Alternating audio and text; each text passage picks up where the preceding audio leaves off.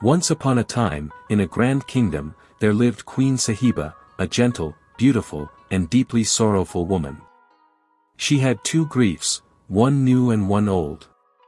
The new sorrow was that her husband, King Aurangzeb, was away on a long and arduous war. The old sorrow was that her arms were still empty, she had no child. She had treasures, a crown, servants, but not the joy of being a mother. One day, while she sat alone in the royal garden shedding tears, an old woman slowly approached her. Her walk was graceful, and her face glowed with a strange light. This woman was Hassan Banu, a magical fairy in disguise, though she appeared as a simple elderly woman. Hassan Banu said, "Daughter, I have come to help you. Here is a basket. Inside it is an egg. Keep it somewhere warm, as a bird would hatch it. In 3 months, it will break open, and a doll will appear. Do not touch her. Within a few days, she will become a living baby girl." The queen looked at the basket in surprise but promised to follow her instructions. Hassan Banu added, "Very soon you will also bear a son, name him Fake. When both children are here, show them to the king. Entrust the girl to a nurse. And when the naming ceremony arrives, throw a wild goose feather into the air to invite me. I will come myself." The queen did exactly as told. After 3 months, the egg cracked open, and a doll emerged. Within days, she turned into a beautiful baby girl, Alyana. Soon, the queen gave birth to a son, whom she named Fake. She assigned Nurse Nazo to raise Alyana and took the children to present to King Aurangzeb. Then she released the goose feather into the air. Shortly after, a grand cream-colored carriage arrived at the palace. A dazzling woman stepped out, her face glowing like the sun, her dress shimmering. It was none other than Hassan Banu, now in her true form. She named the girl, Alyana. Time passed. The children grew. Nazo raised Alyana like her own daughter. But she noticed something unusual. Every night, a radiant woman came and gently touched Alyana's head. Nazo confided this to Queen Sahiba, and together they decided to keep this secret forever. But fate had other plans. When Alyana and Fake turned 2, Queen Sahiba fell gravely ill. In her final days, she gave the basket to Nazo and said, "Open it when Alyana turns 10. Soon after, the queen passed away.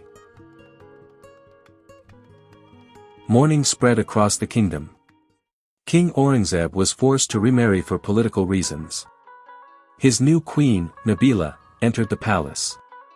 She was proud, cold-hearted, and full of jealousy, especially toward Alyana, who had grown into an exceptionally beautiful and graceful child.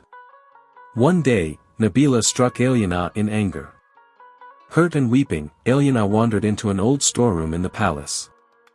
There, she remembered the basket. Curious, she opened it, hoping to find something to play with. Inside, there was only a feather. She tossed it out the window casually. Suddenly, a light flashed across the sky, and Hassan Banu appeared. She said, "I am your godmother. I have always been near you. Now it is time for you to know the truth. This basket is magical. It can provide you with food. If you ever wish to reach me again, simply throw this feather out the window." Meanwhile, war broke out. The enemy invaded the kingdom. The very next day, Alyana threw the feather out the window, and Hassan Banu came and carried her away.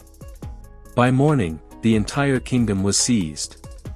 King Aurangzeb was captured, and Queen Nabila was killed during the attack. Only Prince Fake managed to escape and disappeared into the forests. Hassan Banu disguised Alyana as a common peasant girl. She now wore a simple black dress, wrapped a faded scarf, and worked in villagers' homes.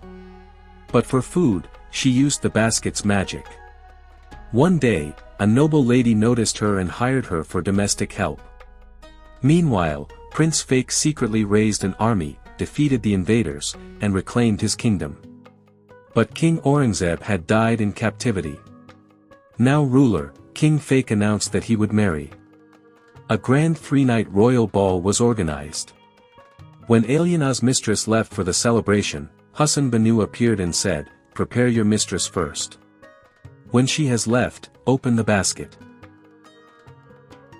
Alyana did so, and inside she found a breathtaking gown in shades of silver and blue, crystal slippers, jewelry, and a fragrant veil. She wore them and went to the ball. Everyone stared at her. They whispered, "She looks like the lost princess." At midnight, as the clock struck 12, a storm brewed, and Hassan Banu appeared in a flash of light. She proclaimed loudly, "Listen all. Alyana was never Prince Fake's sister by birth. She is a princess from a neighboring kingdom.